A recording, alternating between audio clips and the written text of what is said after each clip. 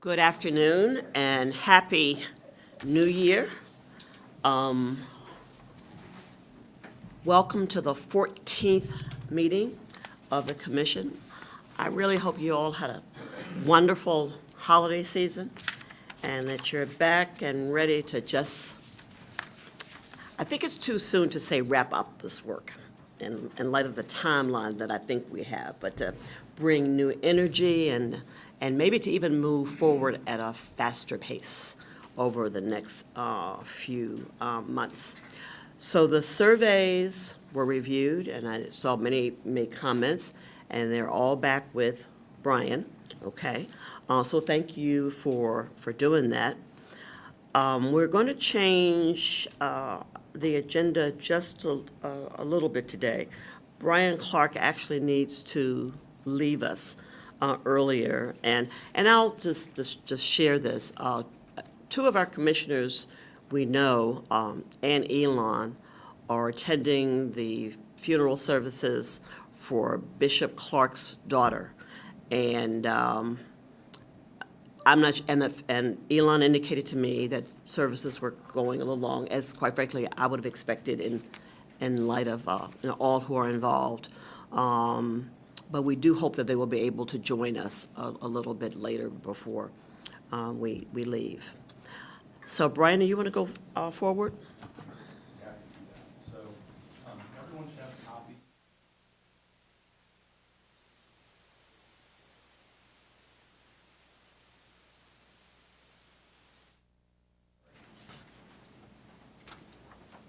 Civil links. I think you're there. All right. You're close enough to it. So we've got the report. 2018 Comprehensive Neighborhood Safety Strategy. A couple of things I'd like to highlight. First, Safe Streets has been and continues to be the single most popular program I think that CPD has embarked on in a very long time. We saw great community engagement and involvement there, but that also led to significant decreases in crime. You see a 19% year-over-year reduction in gun-related violent crime, 31% decrease in property crime, and then 24% decrease in the property crime in Hilltop, which is one of the two additional places that we had the bike patrol this last year. We were also launched in the South Side, which is kind of a different animal than the Hilltop and Linden, and spent a lot of the time over the summer chasing hot spots. That was a very interesting learning opportunity for us as we engaged in this type of community-oriented policing there. But a few things that I think are pretty staggering. Over 8,000 resident contacts, and these are one-on-one contacts between our officers who are not in a full uniform, who are not out there with a primary purpose of enforcement. They're there to interact and build trust with the community. 151 community events. The information that we got from residents during Safe Streets led to 279 felony arrests and 103 illegal firearms that were seized as part of that effort.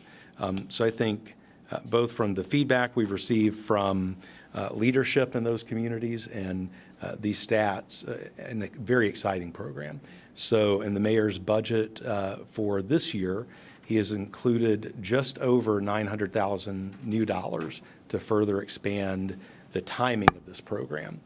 Last year, because of funding constraints, we began, I believe it was roughly mid-April, but we shut down September 15th. There was still time before and after that where the weather would have permitted us to be actively engaged. So we want to make sure that we're able to do that this year. Next page is Safe Neighborhoods. This is something that George knows a lot more about than I do. So I'm just going to give a couple of the stats, and George, if you want to share any highlights, I think that'd be great. I would just point you to the very final stat. 0% recidivism from anyone who took part in this program. These are convicted felons who are presented with two life choices, right? We're going to give you everything you need to be successful, or you're going to be brought up in federal gun charges if we catch you again. Which way do you want to go? So a 0% recidivism rate is I can't think of another program. Quite frankly, I was surprised with the 0% when and O was involved with me last year in this program. When you looked at the folks who were put into this program, I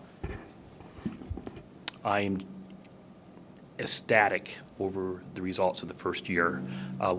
In December, we had our second class, and we are so hopeful that we will be able to repeat the success we had during the first one.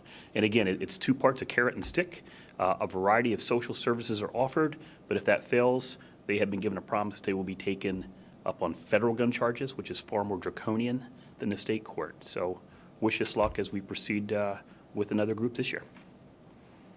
How many individuals participated? In the first class, I believe there were 16. In the second class, I believe there were 13. And again, these are folks that, in collaboration with the probation department and our criminal intelligence officers at police, these are folks that we believed were ripe for recidivism of a violent crime and who were having issues with probation. Thank you. So that's one example of what we have done in the strategy to interrupt the cycle of violence for people who are at risk of reoffending and sometimes offending for the first time.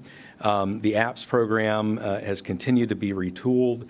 We had a great summer youth jobs program through APPS where we hired 114 students, and they got exposure to real-world office experiences that, frankly, they probably would not have otherwise had. One really phenomenal program that was a new one for the city and that may become a model for other areas in opportunity neighborhoods where we see spikes in violence is a community center without walls that we created at Wedgwood, where we brought a lot of the same programming that you would traditionally get in a city community center, but delivered it on site to the over 2,000 kids that live in that area and would benefit from that type of program. And we're continuing to look for opportunities either on-site or adjacent to Wedgwood to bring more permanent facilities to support that New American community. So again, I think a very successful program. And then we have the neighborhood violence intervention, diffused 67 potentially violent incidences. You had 42 interventions with gang-related incidents, and then enrolled 148 people in our case management system. So I think great work that was done there. The next page is, I think, something, this next two pages are core to the work that we're doing and I think very exciting opportunities. This last year, our CPD partnered with mental health workers from a crisis intervention team perspective. We had over 18,000 mental health calls that came into CPD this last year. 48% of the runs with CIT were in response to a mental health call. We trained 56 new officers. We have 95 officers trained in 18. Every single recruit in our training academy gets this training already. And we are on track to meet a commitment that we made to a coalition of faith leaders that we would exceed 50% of our front-facing officers receiving CIT training by 2020. We're actually looking at hitting about 56%. And that will continue to escalate as officers retire and folks coming in from the academy are already equipped with this kind of information. So very exciting about that. Another great thing, Faith in Public Life challenged us to sign on to what's called the One Mind Pledge, something that has been put together by several reputable national organizations. Chief Jacobs said, you know what, we think we're actually already doing this and doing a lot more. Let's submit our curriculum to them and see what they say. And they certified our curriculum. So we're still not just meeting their standards, going far and above their standards in training for mental health first aid. Neighborhood crisis response. So one of the things we do after a homicide in any intervention district is deploy a team of city city folks to look at lighting assessments, alley assessments, assessment for vacant properties that are not properly boarded, frequently an assessment for nuisances to abate in partnership with the city attorney's office. So we spent $5,000, which doesn't sound like a lot, but it is when you're talking about city employees doing all the work. So this is in addition to what the city put into it. To clear alleyways, we have $750,000 to begin investing pedestrian lighting and sidewalks. So that pedestrian lighting, that's really upfitting the lighting that already exists to make sure that we're keeping vehicles safe and people safe as they're walking in these neighborhoods. Especially excited about the sidewalk work that we're doing. We've mapped out the gaps in the sidewalk infrastructure of Linden and found those places where kids can't safely get to school. And that's where we're starting, by investing in those sidewalks first, so that we're increasing their safety. And then over $83 million will be spent on the Blueprint program in Linden. Again, one of the ways that we have started thinking differently about public safety, we linked up Department of Neighborhoods and Blueprint, did an overlay of crime heat maps, and said in these areas, we're going to look at building what are called bump outs. So instead of having the rain garden inside the curb, you have it outside the curb. It serves a traffic calming effect in addition to its original intended effect of cleaner water. We've launched 3 and about to launch the 4th Neighborhood Safety Committee. These are places where we really get down to the neighborhood and we don't go in and say, this is what we're going to do. Tell us what we need to do. Let's get that feedback up through the chain and funded in our neighborhoods. So we've already done 3 of those. We have 4 planned in 19. The 4th one would be in coordination with the Apostolic Network and the 10-point plan that they're implementing on the east side. It's based on an Indianapolis model for fighting violence. So we're looking at opportunities to support them. All right, Violent Crime Review Group. Every time there's a homicide, I get 2 texts, a phone call, and an email. And so do about 40 other people in the city. And we hop on a call within 2 hours, get the information that CPD can share with us, and immediately put in place the protocol that our departments have to respond to that incident. It could include the CARE Coalition going out, knocking on doors in the neighborhood to make sure that everyone's okay, make sure that if they don't feel safe or they have a need, that we're immediately linking them to those needs. Where it's appropriate and requested, they'll reach out to the victim's family and make sure that they're linked up with the services they need to begin the healing process from this traumatic event. This is really understanding, and Emily knows far more about this than I do, but it is implementing trauma-informed care in an acute crisis, not waiting until we think we have time or we have something planned that may or may not be in that neighborhood. That work, 368 home visits. So that's door-to-door talking to real people who are negatively affected by crime. 10 of our homicide victims last year, we were able to reach out to their families. Over 11 square miles of assessments that we've done for street lighting, for sidewalks, 311 nuisance calls, and response to illegal dumping. Then I'll skip over to you guys. I think you know what you've been doing. So we've got some great pictures of you here on the back. So all in all, there's one statistic that gives us hope. But as the mayor has said all along, we're moving in the right direction. We're not going to call it a success. We had a 28% drop. Is that correct? In homicides. In homicides from 17 to 18. 28%. What was that final number for 2018? 103. I believe so. 103. 103? Mm-hmm. Thank you. 103. That's too many, right? We're not saying that that's an acceptable. One homicide is not an acceptable number, but it is very clear that something is changing. Our clearance rates are going up for homicides. We're solving cases that happened years ago, which is great. So we know that this work is working, but it also, I think, to the administration, and I want to share this with you before I have to leave, everything in this report underpins just how critical what you're doing will be, right? Because these are programs that we can implement. Your work is about the culture, the focus, the training of an entire division, and embedding these values and these expectations in every city department. So I want to thank you again for all the time you spent with us and tell you that we're making a difference. Thank you. Thank you. The police chief search? Yes, so I can answer. Were there any questions? I'm sorry, I'm saying Real questions. quick question, is there a place where we can see the plan for the lighting and sidewalks, like where specifically that's going in? Yeah, absolutely. So if you reach out to Emerald Hernandez, and I'll get your contact information in the Department of Neighborhoods, Emerald's in charge with Curtis of implementing this. So I think we just entered into contract. We've done that assessment. We'll now begin figuring out both with these dollars and new capital dollars, how far we can get in the next year. Okay, thank you. Brian, thanks for the report and a lot of really encouraging stuff in here. I did have kind of a reaction and a suggestion.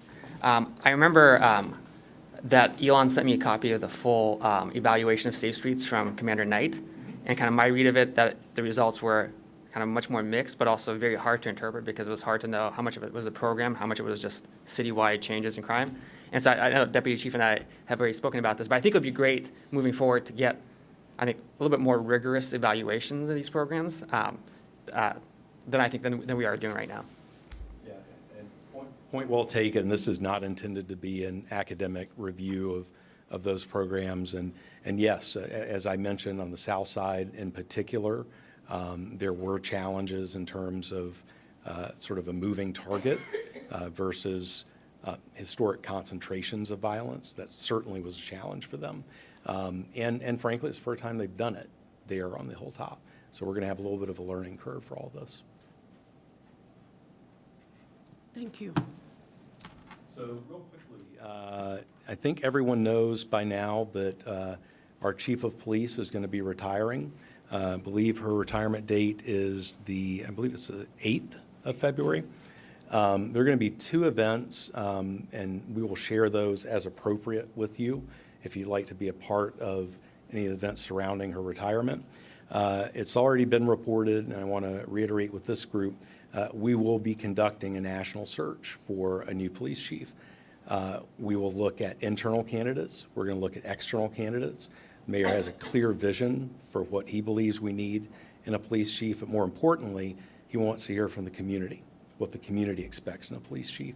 So over the coming weeks and months, we'll present more and more information about what that search looks like, what that community involvement looks like, and opportunities to ensure that we have the right leader for the great police officers that we have in our division, leading them in the right direction, and many times in the implementation of change that in any organization is difficult, and it will be difficult there as well. So stay tuned for that information. Thank you. Thank you. Thank you. Any questions on that? Okay, Brian, thank you. So we're going to go back to the agenda, and I have to give Ellen just huge thank yous, because when you read Ellen's minutes, and I believe you're basically putting these minutes together, it reminds me of my days when I was on the bench, and there would be a stenographer in front of me with one of those little machines, and then if I needed to see the transcript, every word was captured, because I think she's pretty close to capturing about every word. So again, thank you for that. But is there, you've received the minutes, is there a motion for approval? Can I ask a clarifying question? It's not related to the minutes, but it's about the content of the last couple of meetings. Just I think I at least was a little bit confused about the record retention for disciplinary records. So I think at 2 meetings ago, the impression that at least I got was that after the time period specified in the collective bargaining agreement.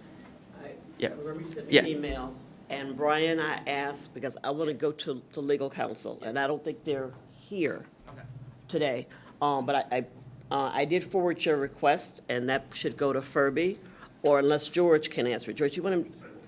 Okay. My question is, I understand that there's time limits for disciplinary issues that. For an individual's file. Yeah, Yes. so the question is how that's related to the city's record retention policy, whether, after a disciplinary record is removed from a file, So can the city keep it for longer, or must it be also destroyed after it's removed from an individual employee's file? So it's two-part. First, the records retention schedule, which is required by the revised code, is aligned with the collective bargaining agreement. And does it have to be? It has It to has be, to be, yes, okay. yes. That So was the those two question. are That was the aligned. question, okay. Okay. And secondly, remember too, that it concerns an individual officer, but the discipline is still tracked. Right. Although you won't be, in the aggregate, you can't trace it Right, back to right. the individual. Okay, that answers my question. All right, thank you. Yep. Okay. Now is there a motion to approve the minutes? So, did I hear a motion? And a second? And a second? Any further questions or concerns? All in favor indicate by raising your hand. Thank you. Motion approved. Again, thank you, Ellen, because that's a lot of work. So, I mean, really. You're welcome. Thank you. I'm happy to do it. Thank you. And she wrote in the minutes, she was thanked for the good minutes. You should- It will be reflected. We're going to move to the subcommittee reports. Hiring? Since the last meeting, we have. No updates other than we are meeting tomorrow. Okay. Training? Our update is that now Ellen has obtained, thanks to Commander Meter, bringing the remaining materials that we requested to review. So that should enable us at our next meeting to narrow down and kind of highlight, prioritize the things that we would have recommendations for. 21st century? We have nothing new to report. Did you have anything, Tracy? I have nothing new to report. Okay. And hot topics? So we will be holding our first meeting next Thursday, the 17th, from 3:30 to 5 at Study Room 1 at the Northside Library. That's it. Well, I think I jokingly mentioned the last time that I was here that you folks like never stop working, even during the holiday season.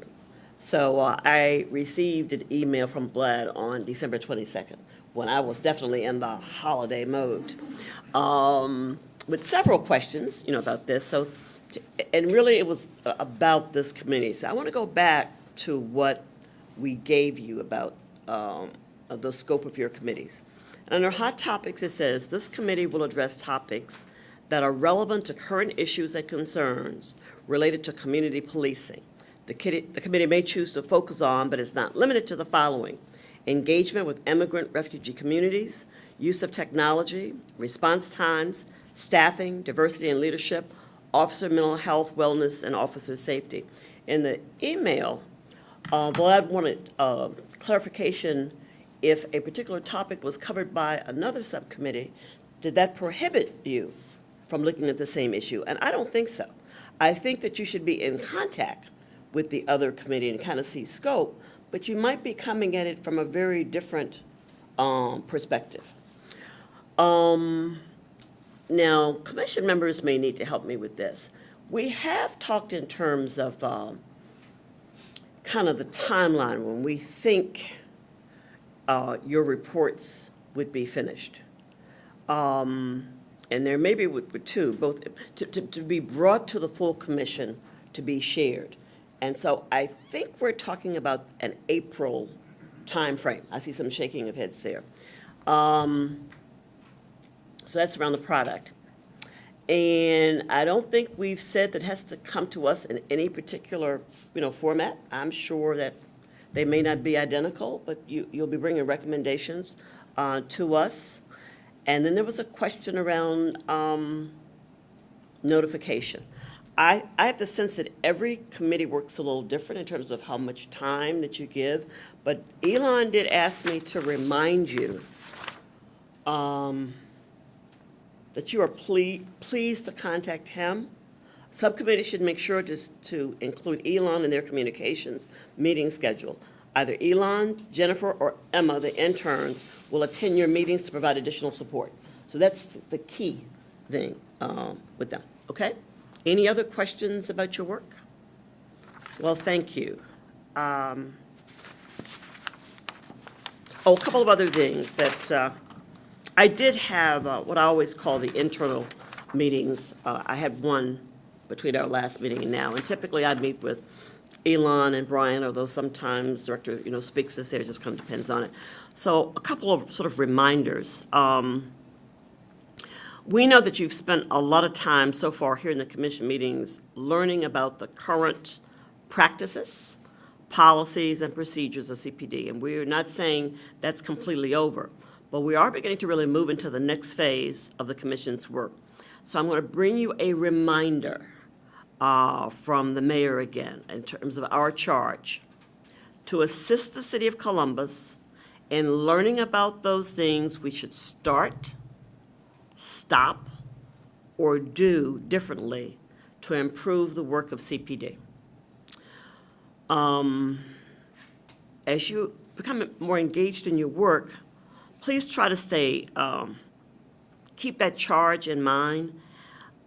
You could be looking at a number of different topics, but put them through that lens of what I just said. If not, we're not addressing the charge, and we need to make sure that our greatest opportunities are aligned with national best practices. So let's not go, I suggest, too far, from those, and you certainly have the opportunity to see those. You have the 21st century policing report, and you'll get some specific information or report from that particular committee. And then I'm not recalling it, but I think at our last meeting, and I haven't read it yet, I'm going to admit that, I think it was Matthew who led us to another report that has come out around some best practice uses nationally. Okay, and I think that's it in terms of my preliminary charges. So now, make sure we have, and I'm certainly excited about this. We get to have the Matrix Consulting interim report, and so I'd like to ask Richard Brady, and I don't have eyes in the back of my head, so I don't know if Chief Devon Clunas has arrived. Oh, you're here, okay.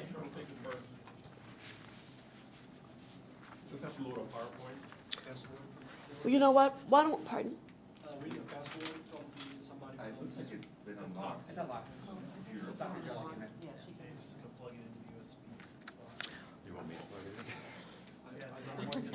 I tell you what, while they're getting their technical things together, why don't we take like a little 10-minute break? Okay, right? All right. That's a good thing. So we're not sitting here staring at you Yeah. as you go through A that. little pressure while we're trying to get the technology to work. And now on Devon. Okay, and I do understand this is a draft report, is that correct? It's an interim report. It's an interim report, okay, all right, thank you.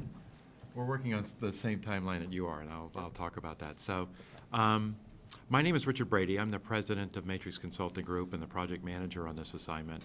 I couldn't make the last meeting that you invited us to. Devon did, and Ian Brady made it to that meeting to give you an introduction to the study.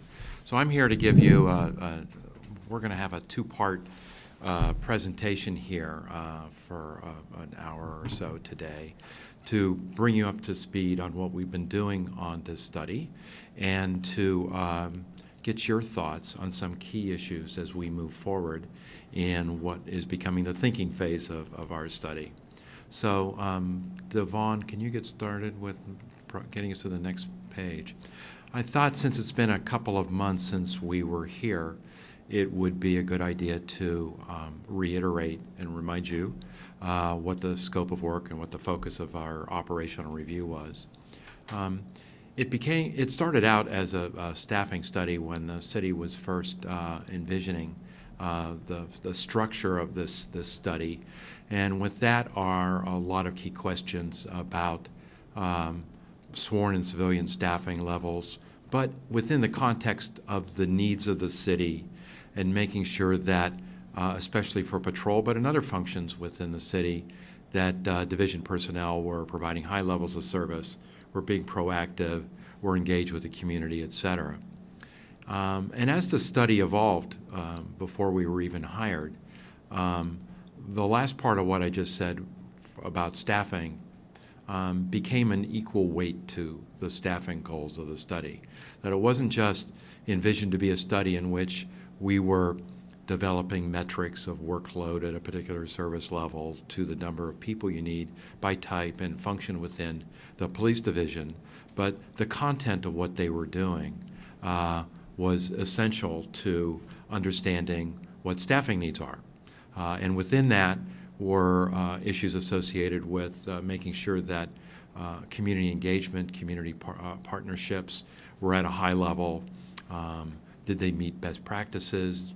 Do they meet the ideas that are being generated by peer communities, by other large cities in the United States? And especially, were the activities of patrol and other functions within the division appropriately problem solving? And we weren't just responding to calls, we weren't just handling cases that occurred, but we were partnering with the community to address problems in the various communities that makes up Columbus.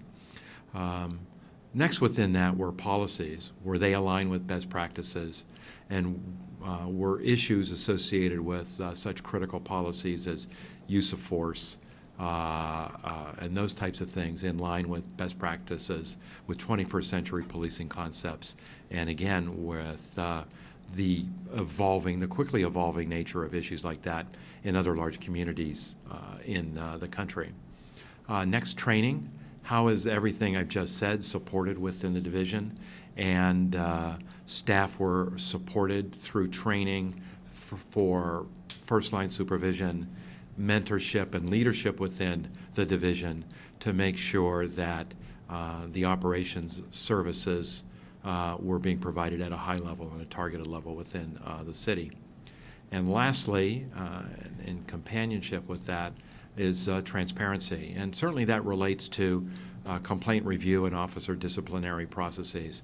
And do those policies and practices and results conform to best practices? Are they data-driven and evidence-based? But how transparent are these processes and everything that the division does to the community, the development of goals and objectives, the reporting of not just key issues, but performance within the division to the community, to the council, to a group such as this. Again, do those meet best practices? Do they meet transparency goals for a modern police department? And again, consistent with 21st century policing concepts. So that's our scope of work.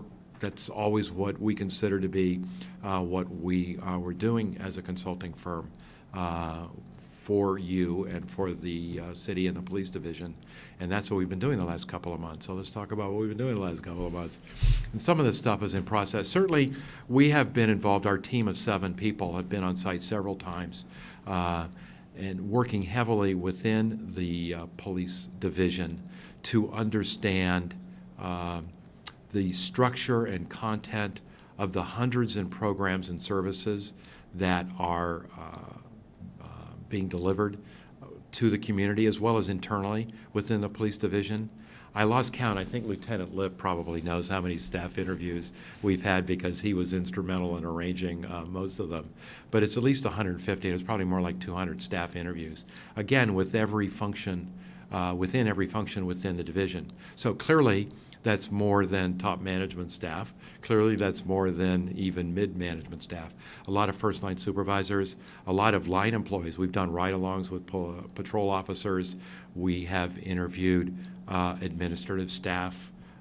So I think we have a lot of input in that way so that as we develop our understanding of the police division, it's not just at the annual report kind of level or looking at an organization chart and describing it. I think we've got a really good foundation upon which to ask questions about how they're operating and how they're providing services that it really represents what we're going to be doing in the next phase of this process.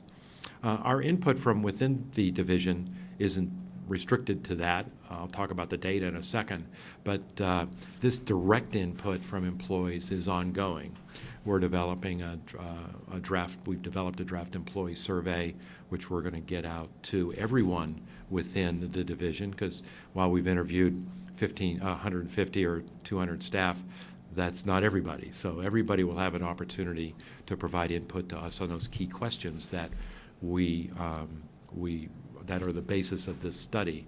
We're also going to do some employee focus group meetings to get through every part of the organization and every level of the organization so that we get direct input on key internal issues and key issues that have an external focus as well. As you know, we're going to be getting input from the community through an online survey and focus group meetings. We have developed a draft survey. We've subcontracted out a different kind of survey than the more general, non-scientific attitude surveys that we generally use as part of these studies. We've hired a specialty firm that is going to have a statistically valid and representative survey of the community. The name of that firm is Public Values, and they're going to get started in February once we have a final survey. Community group meetings, this was important enough to the city at the outset of the study where we have subcontracted to a local firm that is going to help us facilitate that. Mo Wright's firm, I think some of you may know who he is, and Devon and I are going to be working alongside of their firm to facilitate a number of community group meetings around the city as well. Those two will be in February.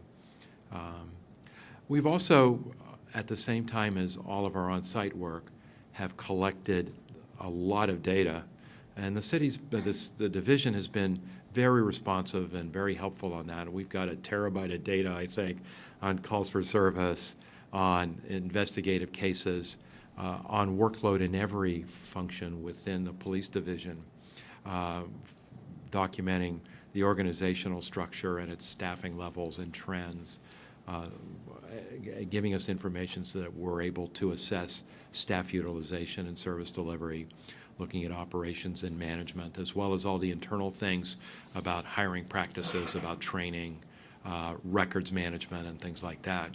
So what we've just done, when I say just, I mean we've just finalized a draft version this morning, is developed a draft descriptive profile, which we have provided the department, the division, excuse me. And it's an extensive document. It's about 60 pages long, and it provides to the division and ultimately to everyone our understanding of the organizational structure of the division. It's in very detail its staffing levels, what every person within the police division is assigned to be doing, and some thumbnail sketch or a brief summary of what every position within the police division does. That focuses on tasks, about key service delivery objectives, some data metrics, especially for patrol and things like that. So we've provided that to the police division first because we need to make sure that our understanding roughly is right. There's going to be a lot of corrections first before we can distribute it more widely. But that process of review internally within the division shouldn't take more than a week or two. But I think it's a great document for us because we can't run before we can walk, and walking for us represents understanding the division. But implicit in any factual document, and this is just facts. There's no findings in here, there's no conclusions, and there's certainly no recommendations. But implicit within that are a lot of questions about how you're staffed, about how you're organized, about opportunities for civilianization, differences in deployment practices and things like that. So even if a factual document has a way of setting the stage for the issues phase, which we're going to embark on right now. So with that, so what we're going to be doing here is, as I mentioned before, the community and employee focus group meetings will happen starting in late January and through February. For the community surveys, we will work with Mo Wright and his group on facilitating those through community groups that already exist. The community and employee surveys, which again will start late January and through February. The other thing we're going to do is a comparison to both best practices and to peer communities. I mean, we've got a good handle on both of those. As you know from the presentation we had before, we have done over 350 studies around the country and one in Canada. And many larger communities we are currently or have been working with large, comparably sized or larger communities like Austin, Texas, Kansas City, Missouri. We're currently working with Los Angeles and San Francisco. So a lot of larger communities. So I think we've got a good handle on best practices, but I think we would like a best practices and a comparative survey to work hand in hand, not just to tell you how you stand in terms of staffing levels, but to use it more aspirationally, to get some ideas that could be implemented in Columbus, especially as that relates to being engaged with the community and problem-solving techniques, general enforcement versus specialized enforcement and programmatic kinds of staff, as well as policies, training, and accountability and transparency. So I think what's good about doing both of these kinds of assessments together is that best practices can tell you the best that you can be, theoretically, but the survey will show the extent to which other large agencies have implemented those things or whether they've gone further than the best practice. Yes, you have a question. No worries. I get concerned when I hear the word best practices. I do too. I don't necessarily know what it means. Yeah. I'm not sure if it's data-driven or if it's something that somebody think is promising, or is somebody else self-described this as a best practice? And how does that compare to other jurisdictions that may be doing something similar but different? So I'm not sure how to quantify what a best practice really is. For us, best practices relates to our own body of work that has been supplemented and augmented by our clients, by other firms, by national task force like the 21st Century Policing Concept. They represent quantitative types of things that get at things that we need to evaluate in a staffing study, like how much time do patrol officers have to be proactive and to work creatively with the community versus how much if they're spending all their time working on calls.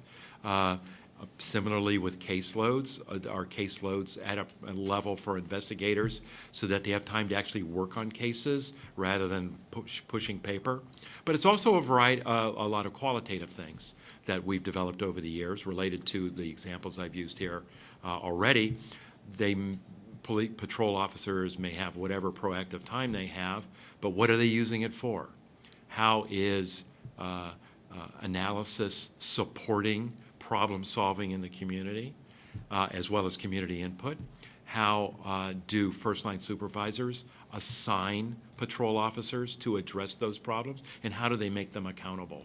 So we've got measures for both those quantitative types of things and qualitative types of things. So it's mostly us, but it's augmented by other efforts that have existed in the community. Comparing it to something rather than it's not just a term to fill space. Correct. Correct. Okay.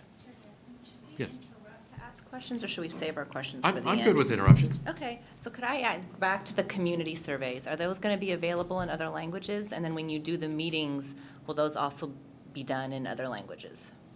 We aren't prepared for conducting the meetings in other languages. What about the online survey? That has not been identified as a need for us, but we're open to Spanish, for example, if I don't know which languages you're talking about. Somali, Nepali, Spanish. Mm-hmm. And then when it comes to the best practices too, and looking at other cities, making sure that we're looking at other cities too that are reflective of our community. The fact that Columbus does have a high immigrant refugee population. Yeah.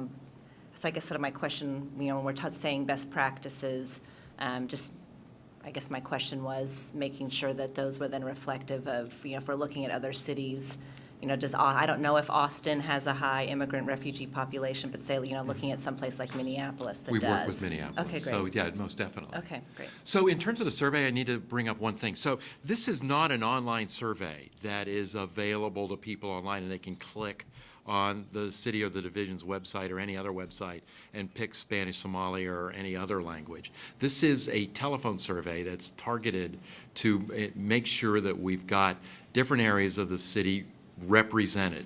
So it's not like this often happens in an unstructured, unstratified survey that we may get 1,000 responses, but 950 of them came from suburban neighborhoods. So we are definitely setting up a process in which we are making sure that the community is represented in its various constituent demographic groups. This question, Richard, I hope that as you go back and talk with Brian or whomever from the city, and I'll make sure, since they're not here, to raise that question. Yeah. We would think it's very important because we are a very diverse community, and we need to capture the views of all of our citizens that you're calling. Okay. So however you do that, that would be very, very We can important. get that resolved very quickly. Okay.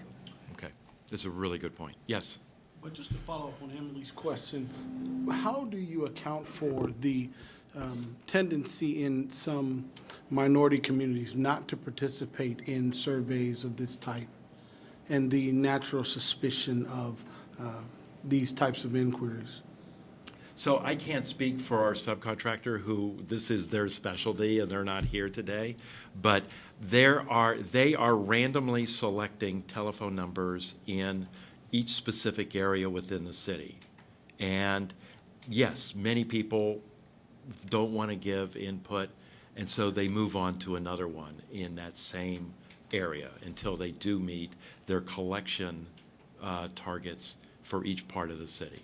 Are those land numbers that you're randomly Land and selecting? sell. Land and sell. And so then one other question, just to follow up on Mr. Wilkerson's initial question. He said, so if your data, if your best practices are based on the homogeneity of your information, based on, like, it's coming from your 350 or more studies that you've done, what is your concern with the term best practice? Because I think it's been abused. And I think it's often used as a way to confirm an existing practice within an agency for many of our clients. And I think that too many of them have not been adequately evidence-based, and they've been high policy. And I think you need some of those because that gets at some of the content of things like how are you partnering with the community. But if too often best practices are used as a way to say that the practice is fine without looking at what people are doing and how you can measure that. So it's got to have both. Thank you. Okay. So what was I say? So there's best practice in the comparative survey, and that will be done in February as well. So after that, in March and April, is our analysis of staffing needs, with our goal still is to have our draft report sometime in April. It'll probably be later in April. So as we've gone through this process, we've collaborated with the mayor's office, certainly with the police division. We've met with you now a couple of times, and we'll meet with you in the future as we get through this. So we're at the end of our fact-finding phase. It's important to get across, and that profile is that milestone for us.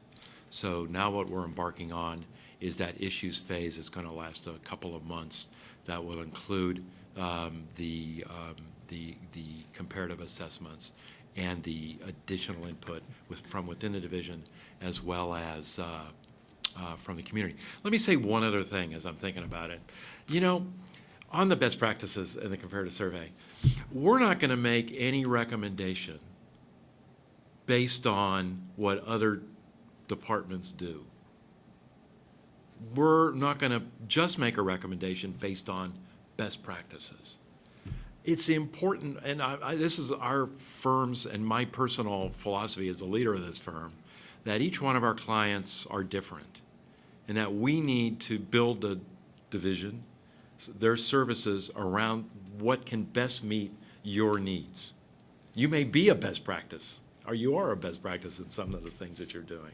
There are other things that you're going to need to address differently, but part of the importance of the community input and this long process that we've developed is to understand what the needs are for the city of Columbus, and then making sure that that you're meeting it.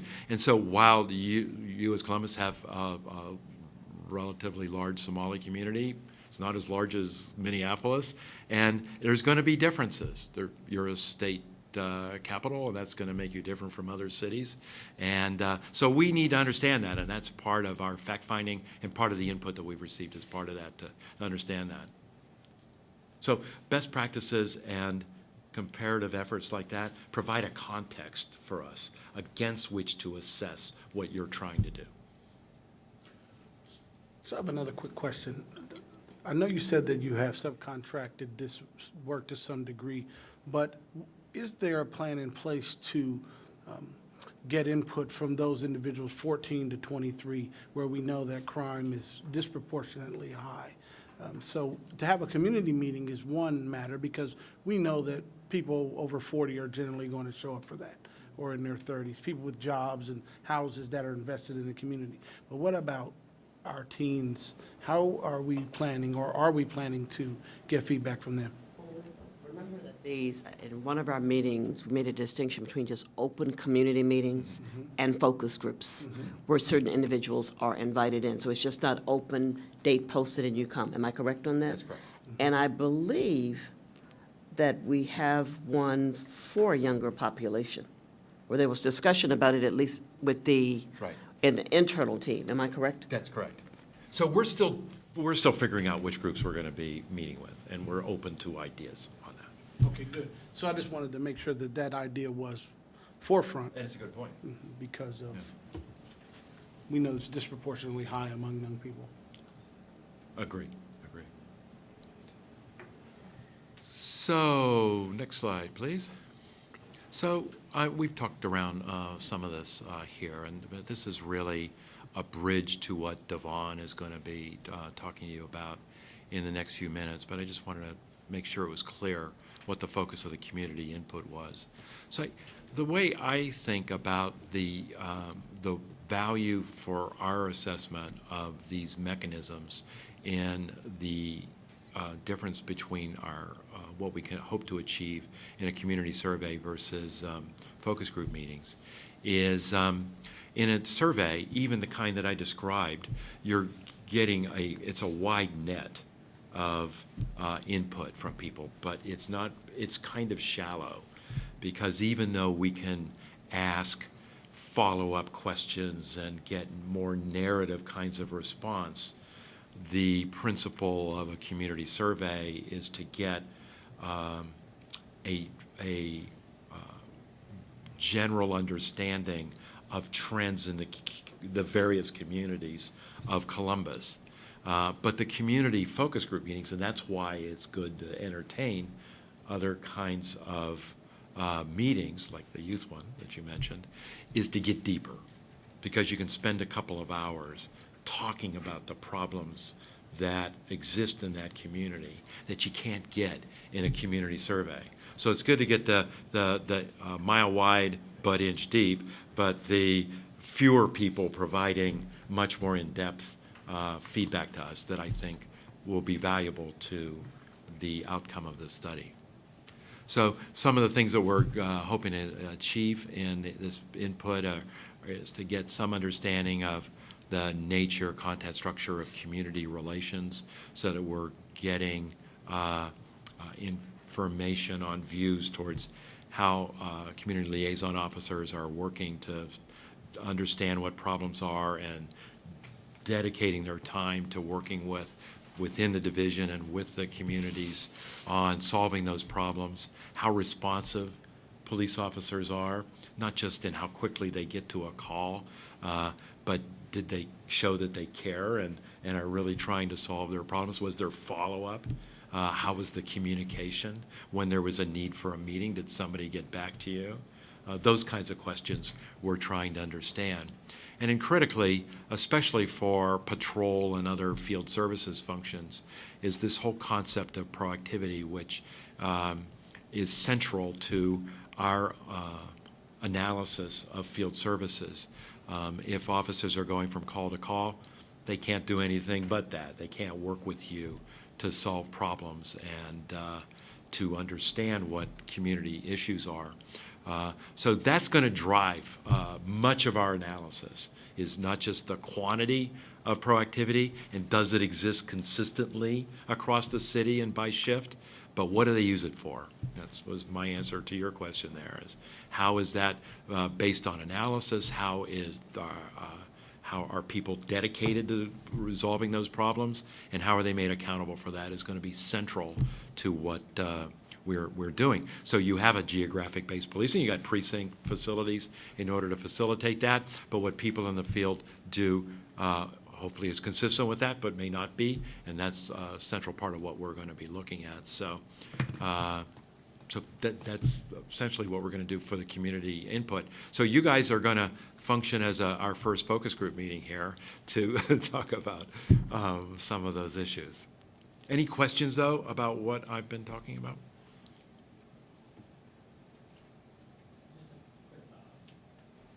I know you said that, every jurisdiction is the. Reginald, excuse me, could you speak Okay. more into the mic? Thank you. You don't have to turn anything on, just speak. Oh, okay. I know you said each individual jurisdiction is an entity of itself, and they don't necessarily need to be compared. But there are innovations that are going elsewhere that, and if you look at the mayor's charge to us, what to stop, start, and improve, that can inform us on what kind of things that are happening elsewhere that might be transferable to the city of Columbus. So I don't think we were saying we don't want to see that, or we don't want that information, because I think we do. Oh, I agree. And as I said earlier, I view the peer survey as aspirational, and it is to look at the good ideas. It isn't to come up with graphs that say you're here on a staffing ratio compared to other communities. We want to use it as an idea generator. Okay? I'm going to take over for you. Okay. I only have one slide to flip, so if you want to stay there, the mic's live. Okay, that's fine from here. Well, I don't know if you guys realize, but it's a happy new year in Columbus. 28% reduction in homicides. I can tell you in any other major city in all of North America, not just in the US, they'd be celebrating. Our police service or the police division or department would be just carried around the city as 28% reduction. That is something really to be excited about. Is anybody excited about 28% reduction in crime? I mean, that's huge. But at the same time, I think it's exciting because you're saying, yes, that's great, but we're not simply going to stay there. Like, you want to do better. And I think that's the mindset that we always have to have. Yes, things are good, but we know that we can do better. And I can tell you, with all of the interviews that we've had, Richard talked about the 150 to about 200 interviews we've had so far. Every member that we have spoken with within the division, that's their mindset. They're not saying they're perfect. They're saying they think they're doing really good work, but they can do better. They are looking for best practices, and I agree. We're not saying it's best practices needs to be simply because somebody else is doing it. You need to take it and do it here in Columbus. It has to fit your specific needs. But I can tell you that the division members are of that mindset. We're doing well, but we know that we can do much better. And so that's why I'm saying it really is a happy new year for you. There's some really good things taking place. And so what we'd like to do now is just lead a bit of a session. We want to hear from you because you have very important work to do. You've done well in the past, but you're saying, what is the vision that you have for not only your city, but the division itself? And so that's what we want to do now. And Richard will take some notes, and I really hope you're going to fully just engage with us. We really want your feedback on this. So the first question, what do you believe are the most important policing issues in Columbus as a whole? Anyone can start first. You had a 28% reduction in homicide. That's awesome. But from your perspective, what do you think are the most important policing issues facing your city as we look into 2019 and beyond? Who would like to be first? I'm going to dive on in and say the perception of safety in the urban community. So not necessarily that it's unsafe, but among minority communities, the perception that they are safe. And I think that's the key word that you use in perception. Because sometimes the image might be painted that a certain part of a city or a certain city is incredibly violent, very negative, when in fact, when you look at the stats, 28% reduction would be saying something different to you, but at the same time, you have to address the perception for those individuals who are feeling that way. So perception, Richard, number one. Any other issues? I would say a relationship between the child and teen population and the CPD. Okay. Very important one. I would add engagement with immigrant refugee communities, new American communities. Okay. Any other issues? We have 3 so far. I think some people are literally afraid of the police, you know, and how do you do that? I know there are these neighborhood programs and others that are doing that, but are we doing enough of it? You know, where people would believe that if they went up to an officer and asked a question that they wouldn't be chastised or wouldn't, if not because they're in trouble or something. How do you integrate that community-based? That is a really important piece. And then again, the question I would follow up with that, some people are afraid. Do we know why they feel afraid?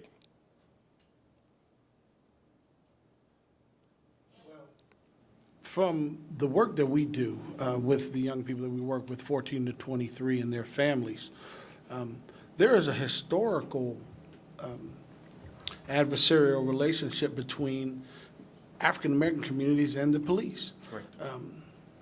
And so from that perspective, through that lens, there are 2 different conversations that take place. There's the conversation that you have with an officer and that you have in public, but then there's also the survival conversation that you have with your children and it's especially your sons.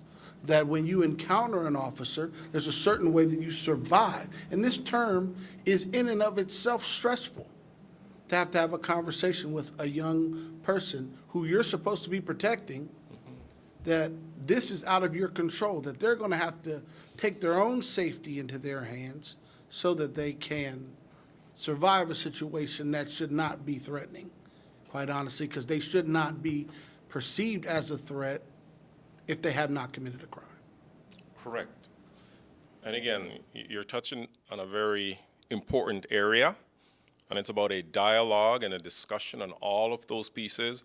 And it's about how do you have that discussion in the right environment so that people will hear the message, because it's really important. And we talked earlier about perception and reality. I would also like to add transparency, not just the right environment, but so that transparency can actually take place on both sides. Because I have individuals of male heterosexual individuals of European descent who feel like they're being discriminated against. And although I have my own opinions of that, that then influences decision-making on their part and how they use their power and influence to affect what outcomes they would like to see.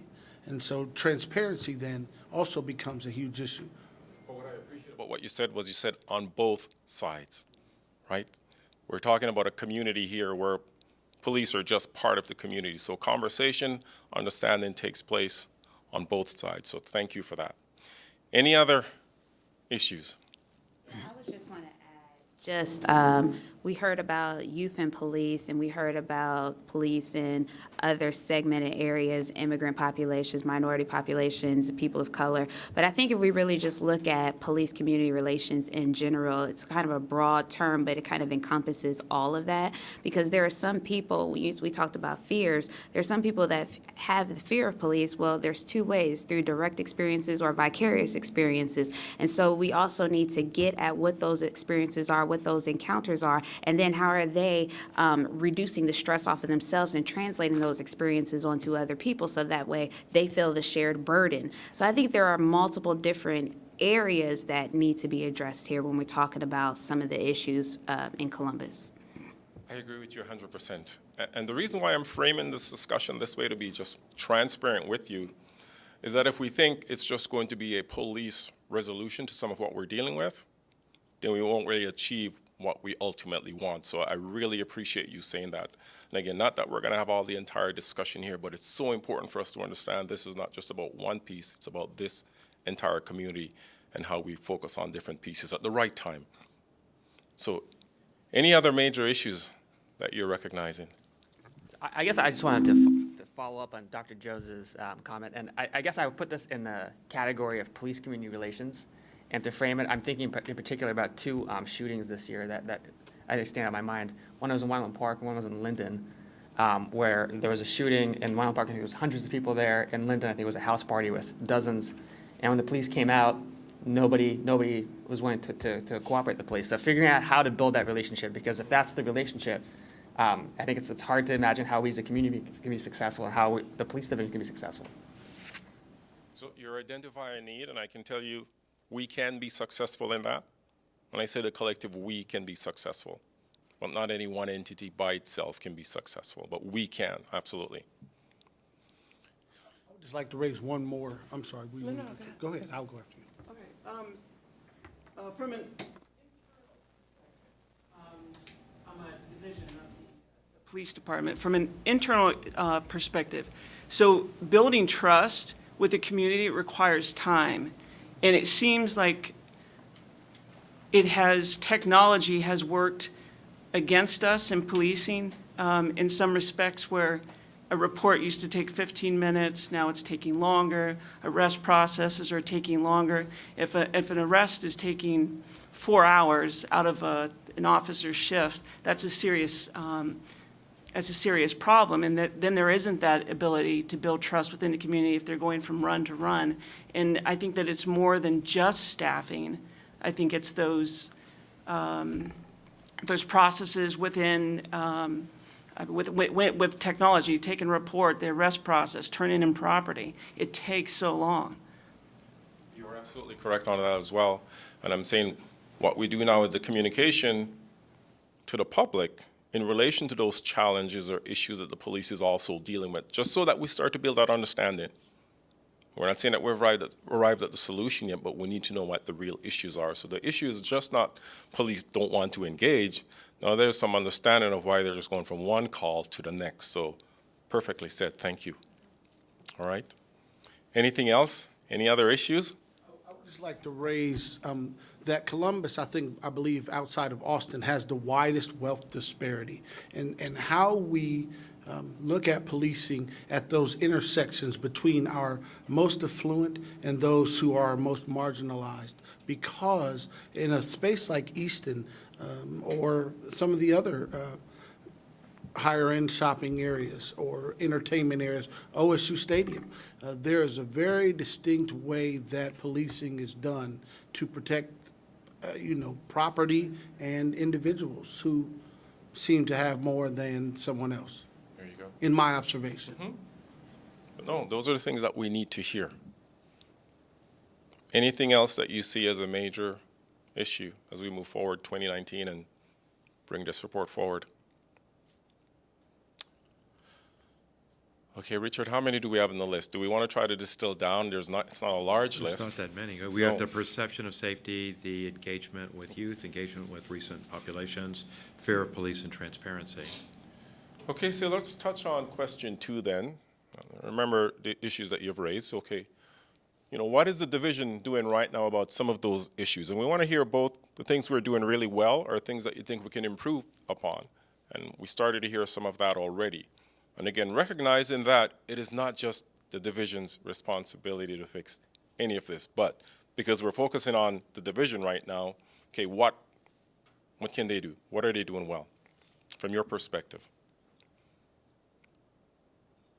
Well, I think there was an example of one in the report under Safe Streets.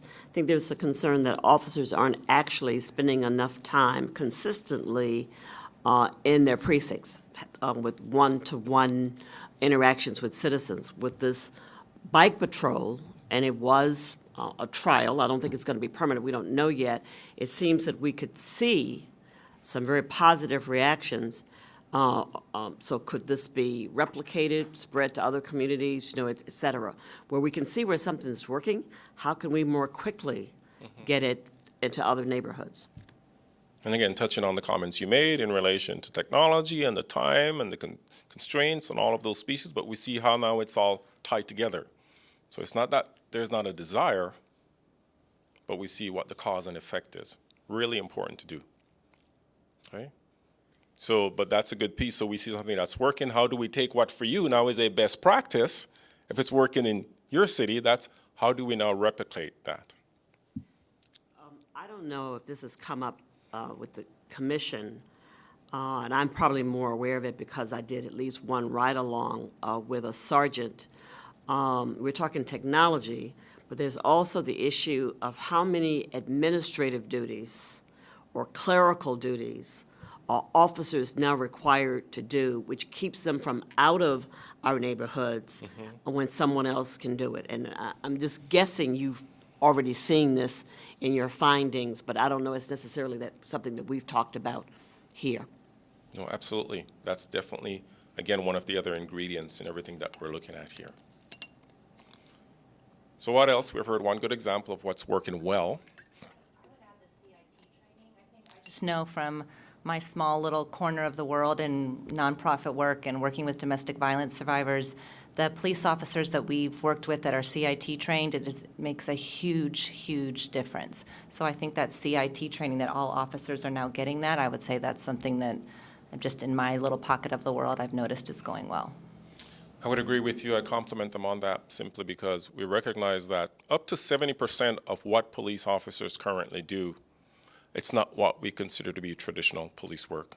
And a significant portion of that is dealing with people in mental health crisis. So that type of training is critical for us moving forward. Right here, and then you, Fran. A lot of issues related to diversity. You know, diversity of the police department, or the law enforcement officers themselves, and not just, you know, the bike patrols, but are there diversity in the bike patrols, not just having the bike patrols, but who's on the bike patrols? You know, issues related to, you know, hiring, recruitment, you know, who's actually becoming. We got a number of African-American law enforcement officers who are aging out.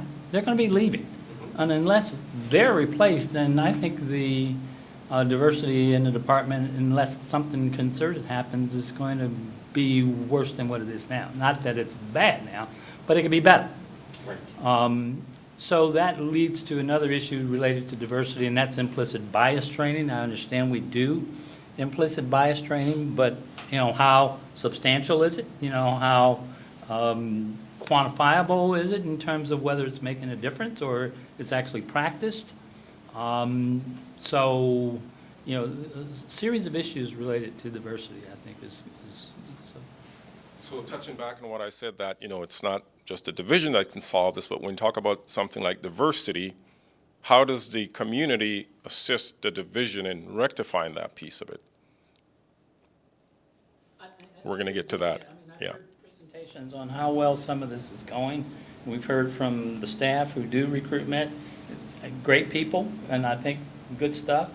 I just think it needs to be on steroids. Okay. All right. We'll make a note of that. What else is going well? We're hearing some good pieces so far.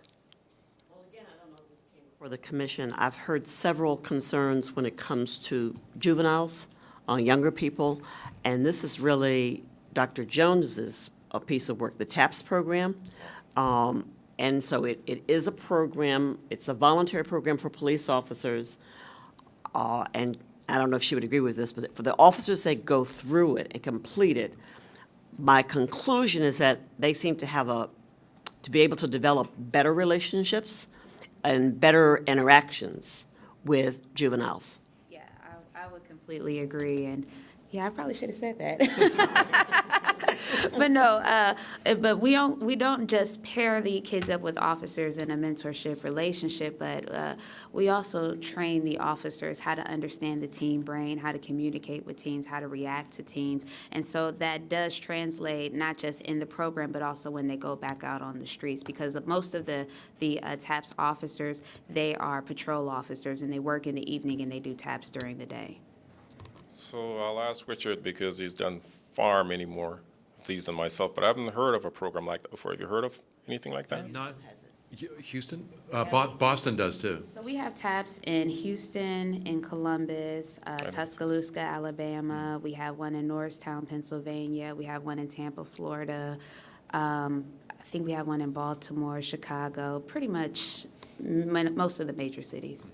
More again, programs like that. yeah, that's an excellent program.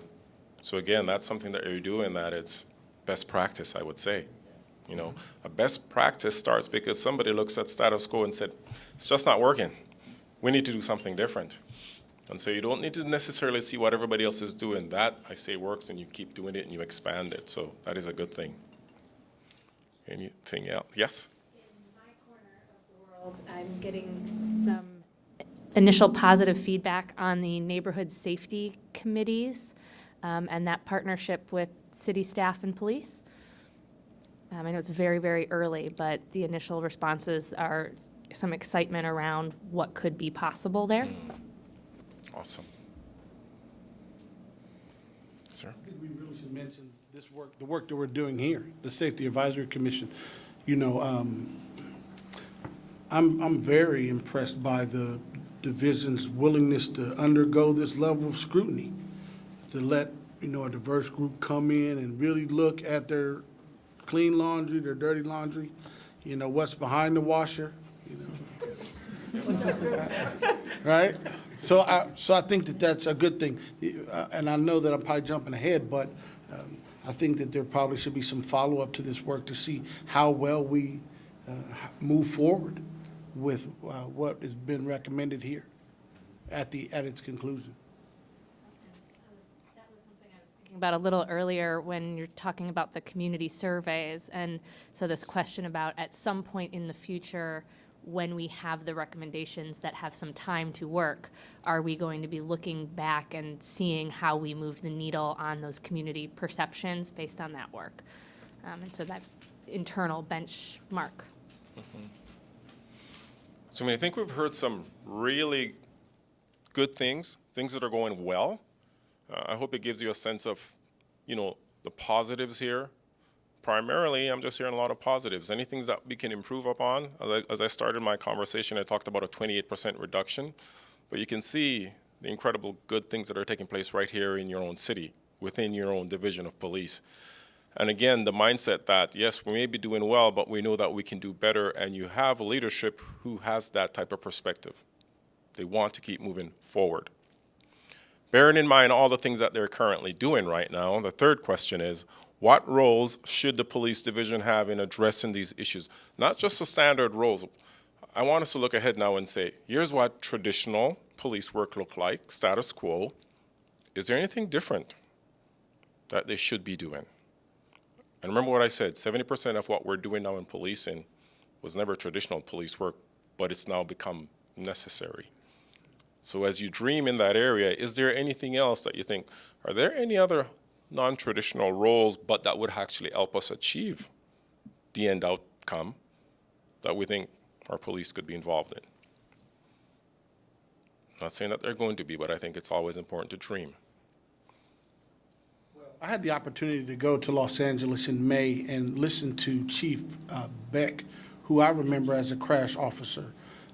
And if you're not familiar with crash, that was just bust heads and arrest people during the 80s and 90s. And he made a profound statement that the biggest impact, the thing they've done that has had the greatest impact is providing meaningful roles for restored citizens or returning citizens so that they're not just coming back and left with one option. So taking a deeper look, a more in-depth look at how we engage with individuals, not just through safe neighborhoods, although safe neighborhoods is tremendous, to come back and offer you the carrot and the stick, right? But also offer you a path forward.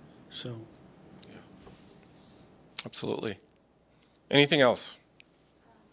Also add, really getting feedback, and I don't know to the extent to which the department does this, but some of the patrol officers and the training officers and whatnot, in our subcommittees, we actually have the privilege of having Tracy.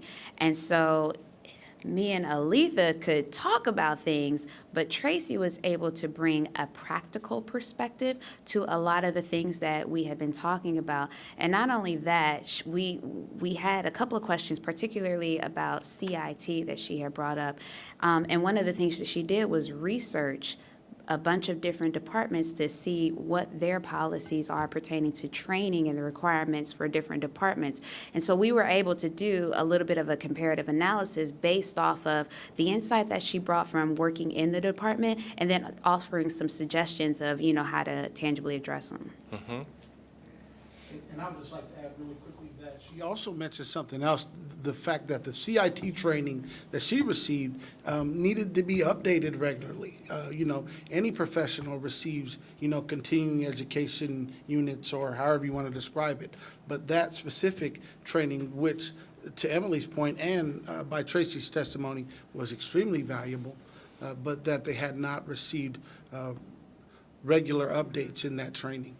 And I hope that wasn't No, you're right. sharing You're something too absolutely candid. right. No, not at all. So I became a CIT officer in 2003, and since then haven't had any regular updated training, and this is before the opioid epidemic has hit our state. And so most officers are very good at de-escalating people with mental health issues, people with opioid issues are very helpful with de-escalating. But there's resources. What resources are available? Those are constantly changing because of funding. And if we're not updating our officers with that information, then we're giving them half of the answer. Wow. I see. Go ahead. You know, to add to that and to the conversation, just that deeper dive into trauma and how the brain behaves when it's in survival mode. I think, you know, and sort of understanding the power of relationships and how brains can heal and how brains can de-escalate.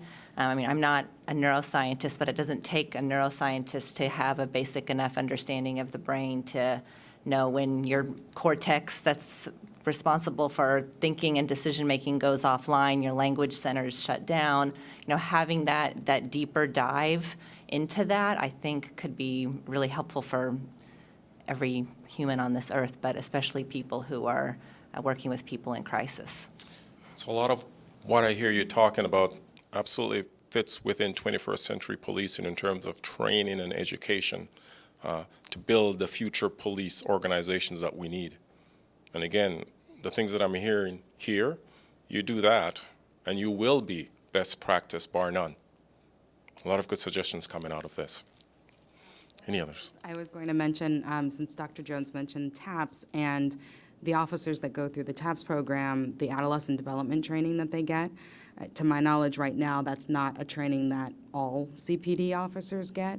And yet, I think that a lot of, if I think even of some of our issues that we've had in our own city over the last handful of years have been engagement between youth and police. And so I think training around that is necessary for everyone, not just the officers who volunteered to be in the TAPS program. I think also, too, and some cities have done this, I think Boston has, a number of others have, where they've done kind of police youth peace circles to help youth also get more comfortable with officers. So it's not simply we're training officers and then all the responsibility is on them, but it also helps to engage young people so that they then feel more comfortable with the officers in the community. Correct. So I hope Richard will forgive me for this because it's not here, but just based off all the discussions that we're hearing, do you think generally people have an understanding of these types of issues and this type of training, the way that you're speaking about policing? Do you think generally the public itself? No. So yeah, absolutely. But it's critical and it's important. And I think it would help to build that understanding of the future in terms of where we're going in policing. What type of community do you want Columbus to be? And how do you get there? Well, it sounds to me like you're identifying the right tools, the right vehicles to get there, but you'll require a greater understanding of the entire populace to say, we're going there together, okay? Go ahead. Especially in terms of what the police department or the division can do. Excuse me, Brady. Oh, okay, I'm sorry. In terms of the question about what the police division can do to address these issues, you know, I don't think anybody is saying that the police department itself should be the only entity responsible for safety. You know, it's that we that you talked about But you can't get to that we unless somebody coordinates that, you know, and whether it's the police division or the Department of Public Safety or a neutral organization or something like that, somebody needs to help coordinate in order so you can get to that we. And I think most entities in this city would agree, businesses and other, social service groups, you name it, want to contribute to how they can play a role in public safety. But I think the police division, can play a major role in helping to synthesize all of that. I would agree with you 100% on that. And as Brian talked about that, you will have an opportunity to share your perspective of who or what kind of police chief do you want in the future. I can tell you in my tenure, that's exactly what I did. I said it wasn't really our responsibility, but we recognize the impact it will have on a whole in terms of crime that we say we're supposed to be fighting. Well, and so we took the lead on that. And that is what caused a dramatic turnaround. Everybody now wanted to get on board with that. So I agree with you 100%. You can't expect the police to fully own it, but we certainly can be the catalyst. We can be the leaders in that. And I can tell you, every single leader that I've had the opportunity to speak with in your police division, that is the mindset. So again, that makes it for a very happy, positive, potential future there. Okay. Was there a hand there? Go ahead. I have a more of a question or request for you for what you might include in the comparative analysis. So I think we've talked a lot today about training, and I recall from a few meetings ago that we are under some constraint and that the probationary period is such that anything we add kind of bumps up against the probationary period. So I'd be curious to know, as you're compiling statistics for how we compare to other places, how our probationary period length, how our training period length compares to other departments. And we typically look at that. That's great to emphasize that, though.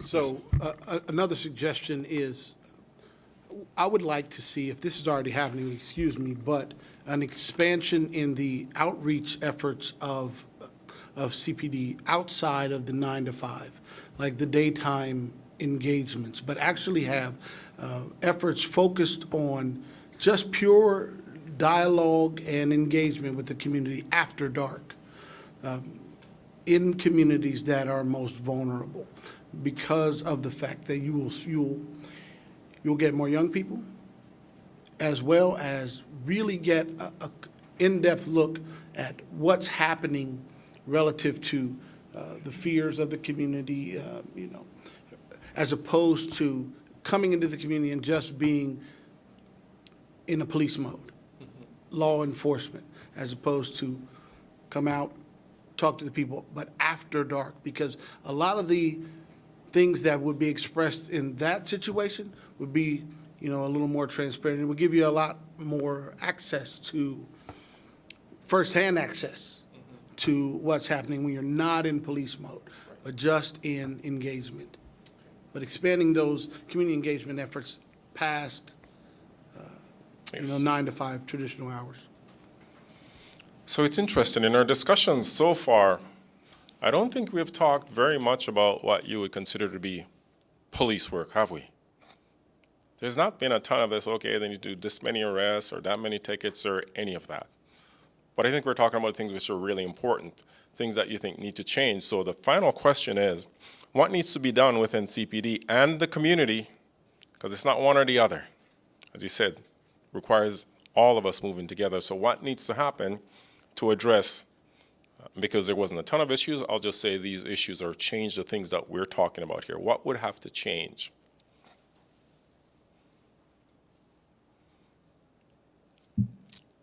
That's the key. You have to have a solution.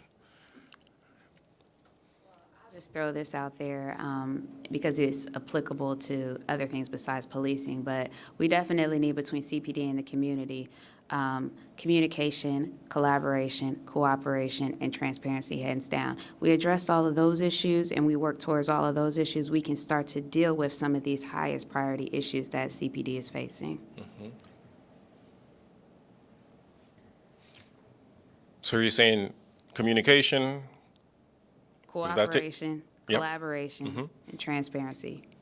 But is some of that happening right now, or, so that's why I'm just saying, what degree? Yeah, it's happening right now, but I think there are still segments of the population, like we just had a question that you posed to all of us, and we said we know, but does everybody else know? Probably not.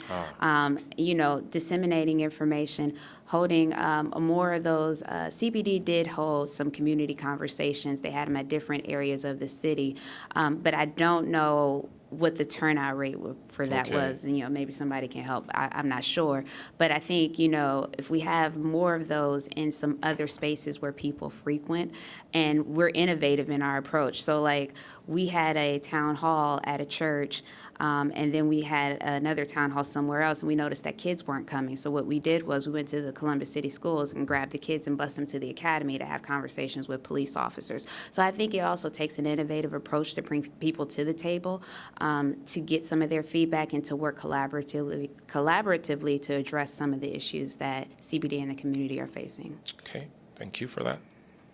This probably comes from my United Way think mode, but to me, the community, the entire community, has to do something to address the number of our young people and meeting their needs even before they become an offender. We have too many young people, I believe, who are just dropping out still very early, in school. They're not prepared to find meaningful work or anything else. And so what are we going to do around? And it's the issue of poverty and education and everything else. But to me, until we really do something about that, full employment, certain conditions are just still going to exist for people to commit crime and have the interactions or whatever. Thank you, Ms. Jackson, for saying that, because that is critical. It really is. And as I said, it's about both sides moving at the same time. It has to be a parallel to get to that solution. And so absolutely we have a responsibility within the community. And again, police can take the leadership and say, here are some of the issues that must be addressed, but we need to find resources within the community to move on that as well. Otherwise, we'll never get to that place. So thank you. That's so critical. Just to sort of help with that, the community engagement, communication, cooperation piece, if we do want our police force to reflect what our community looks like, just to be real specific, that does include new Americans. And at the moment, I would say, that's not reflective in our police force. So even the hiring of 1 or 2 new Americans that then can go out and engage with those communities and improve communication and trust, I think could start us down that path of improved communication with those communities that are not currently represented. Okay. Do you feel there's an openness within the division for those hires? It's not that they're not hiring, or what do you feel what's the real impediment? I would say our subcommittee is, I'm on the hiring subcommittee, so I would say we're diving into that. Okay, we'll wait. We'll wait and we'll see. Okay, thank you. Because I'll just share from my own experience, like within my own community. I told you I was the first black chief of police in Canadian history, and for a period of time, people were saying, not enough black officers, not enough black officers. So I would look to my community and say, hold on, these doors are wide open, but you need to do your part. Now, no one is saying no, so we need to encourage our people to get the qualifications and to apply, because no one at this door is closing the door to you. So that's why I'm saying so we want to know what the real reality is behind that. So sure. Look forward to your work. I just wonder what the impact of, we may end up with a chief for the first time in the history of the department who hasn't worked for the Columbus Division of Police before they take over as chief, and how that impacts your work. And have you gone through a process of consulting where you won't have the same chief at the end of the process as you began with? Richard? Have we gone through a process like that? Have we gone through that? Yeah. Yeah, we have, and I think that's often the reason why we're hired. It's not just to do a snapshot in this time, but to provide some because a lot of these recommendations, as we've been discussing here, are going to take months or years to implement. So this project that we're working on is as much a snapshot as it is a plan for the next chief, a prioritized plan of things to address. I will say this, speaking broadly though, and again, not just here, but also in our country, is that police leadership is recognizing the things that we're talking about. We're recognizing that the future police leader will not look anything like the former police leader. We recognize the police agencies or divisions of the future to take our communities to a destination that we all desire. They will have to change radically. But I can tell you that it's much easier to have that happen in an organization that is receptive, looking for, welcoming that change. And I can say to you honestly, that's what you have here. So you have a really unique opportunity. You do not have a division that's pushing back on anything that's taking place here. So embrace that and move forward with that.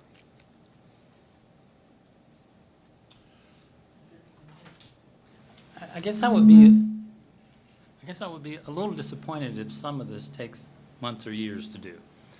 You know, can some of it be stratified where we can at least know that within 90 days, you know, a certain percentage of this will be done? I think, you know, I already have people saying, why are you having this commission? Nothing's going to get done anyway. You know, we need to be able to say to people that these are victories. These are things that have been done as a result of this commission existing, of hiring, you know, the Matrix, you know, consulting group, and all the other work that's going on. We have to be able to say that. Oh, absolutely. And our recommendations will be time phased so that there will be many, many things that you will be able to do immediately that maybe won't take a lot of money to do, management changes, deployment changes, things like that. But to look at some of the examples that we've talked about here, like seeing tangible results from a recruitment program that got the police officers, you know, more in step in terms of the demographics of the community, will take some time to do.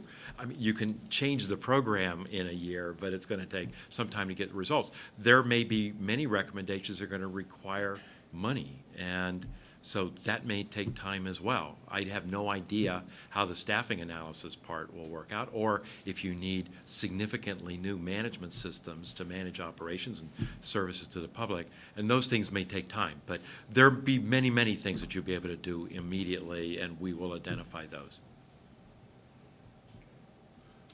So I have a quick question, and this may seem far-fetched, but one of the things that I find interesting is the level of secrecy with which CPD operates in trying to solve a crime, but specifically a homicide. And I think that comes from a paradigm that if they tell you too much, that you'll tell the person and that they'll get away, or that you'll help this person. I mean, CPD could probably speak to that more expertly. But the reason why I raised that is because technology has taken us to the place that you really can't hide anywhere. Even if a person did say they're looking for you, the number of times that you're photographed in Columbus alone, on the way from your house to the freeway, gives a trail that is easily followed. I believe that if we bring down the level of secrecy with which we operate around police work, that you would get more cooperation from specifically minority communities, because the reality is we don't want people victimizing our families. We don't want guys out of control, because what happens is if someone hurts my child and I can't trust you to take care of it, then I feel compelled to do it. And that is, I'm speaking from the perspective of a lot of people that we speak to who feel marginalized. So I don't know if you've had or seen a city that shares information more readily with the community so that they can perceive themselves at least as more of a partner. Because I think the old days where you have to sneak up on a perp or whatever, however they're described, I think those days are gone, because there's really no anonymity, and technology has kind of exposed all that. I think part of that, and it was raised earlier about just communication, transparency. I think it's really important for us within policing to just share with people why we do the things we do and why we can tell you something, why we can't tell you. I can tell you in the past there used to be no comment, and well, that just doesn't work anymore. So some of those issues that sometimes a police officer can share something because of, could be privacy rights, could be other parts of the investigation that might be jeopardized, but it's now sharing with you, you know what, I can't tell you anything right now, and here's why I can't. When we get to that place, then I think sometimes people won't feel that. It's not about secrecy, it's about strict regulations that they have to abide by. But share information so that people know, if I can't tell you, here's why I can tell you. And the minute I can, I will tell you why. And I think people are starting to understand that. Go ahead. My question about whether that is something that needs to be examined and I appreciate your perspective, Chief, that is the thought. Yes. That I can't tell you for this reason, it's tied to a regulation or a process. But is that something that needs to be examined? Right. Or can be examined? Absolutely. And if I can just interject here, I mean, this is an important topic for every police department in the country, especially larger ones, because the need for greater public scrutiny and transparency isn't just about the results of internal affairs investigations. It's about, are they meeting the needs of the public? So every large department is going through how do we be transparent? What form of public oversight do we want to have in place? And that's part of what we're looking at as well. Okay, I really want to thank you for your participation. It was quite extensive, again, a lot of good materials, and as I said, I really am quite optimistic about the outcome for this, and so I don't think it'll be one of those reports that'll just sit on a shelf. I just don't get that sense. Again, no. I think you have to, absolutely. Are you going to ask these same questions to the other focus groups, or they're going to be different? We'll get there. Pretty parallel. All right, thank you very much. Thank you. Thank you. I think did we actually just complete the feedback session? I think we did. Well, before we completely, because I think we then would almost be at adjournment, are there other questions from the commissioners that maybe that you, wasn't directly related to this, but since we have them here, you'd want to ask them? No? I have a question from the public. I'm hoping that the commission still continues to plan a public session for comment and that Yes. these could, thank you. Yes, we are still going to have a session. We have a lot more sessions to have. We're going to have at least 2 a month, and I said probably in May, but absolutely, we're still going to have that public session. Now, if you're about to ask whether or not Matrix would be there or not, that I'm not so sure about. And one more thing, I tried to find out when this meeting was. Can please keep the calendar of the commission updated so that the public can know when these meetings are. As you can see, it's not a lot of public here, but as representative of the general public. Elon is here. All right, Thank you. I started to say, Thanks. conveyed that too. Okay. Is there anything else to come before the commission today? Our next meeting is in January.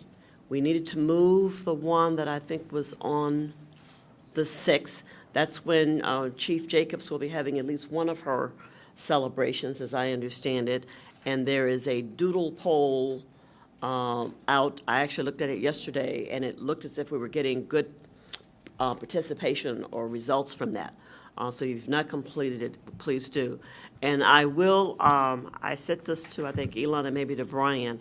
I know this is just our first meeting in January, and I know we can't look too far out, but I do want us to start looking at least at March and to give you options. So it's just not one day that comes, but it will typically only be maybe a 2-day choice for meeting 16 or 17 or whatever, but to try to get them to you sooner so we can lock them in.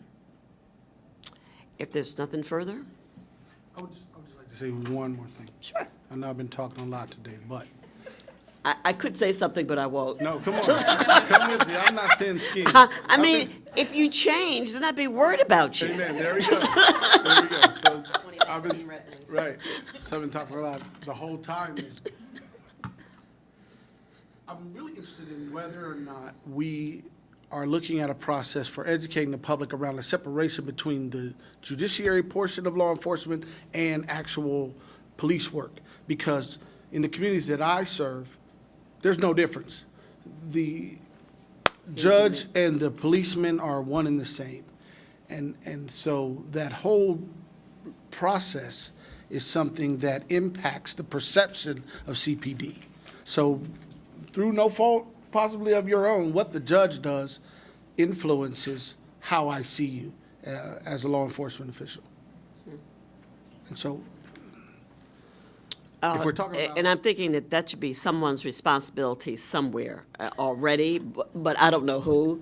I mean, you know, it's the civics course or, I mean, literally, I'm not, and I'm trying to remember, I thought there were certain ways that was communicated. My plug-in for Franklin University, they can come to our criminal justice programs, and we have certificate programs as well. And for city employees, we offer a discount, so.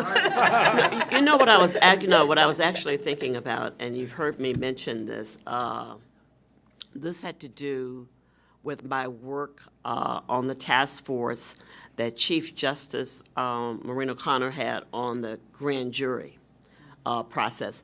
We actually had a recommendation about how we would share or educate people about that. I knew there was something, I mean, literally, so if you go to BMV and they have those screens or whatever, we'd be running educational information, you know, about it. But we went through a whole litany of that, you know, type of thing, which is essentially what you're saying. And the court was prepared to take responsibility for doing, the Ohio Supreme Court, if in fact those changes had been made to the grand jury process.